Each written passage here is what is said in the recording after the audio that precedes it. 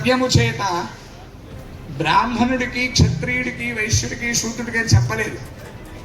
ఎవరి ద్రవ్యము వేదము చేత జీర్ణమవుతుందో, అంటే వేదము పఠిస్తుండగా ఆ లోపల ఎవరి ద్రవ్యమైతే జీర్ణమవుతుందో, కులం తారగతే దేశాం, వారి యొక్క కులములు దశపూర్వం దశాపరం, 10 తరాలు ఇటు 10 తరాలు అటు నరకములను ఉండేటటువంటి పితృదేవతలందరూ కూడా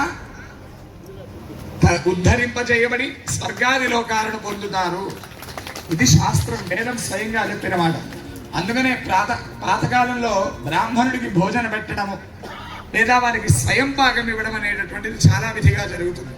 నెలకొక్కసారైనా వేద పండితుల వేద పాఠశాలకి కనుక మీకు తోచినంత ద్రవ్యమే, డబ్బులే అక్కర్లేదు, బియ్య రూపంగానో సరుకుల రూపంగానో యథాశక్తిగా సహాయ సహకారాలు అందించి ఈ ప్రసాద వితరణ 5 నిమిషాల్లో కార్యక్రమం ముగుస్తుంది.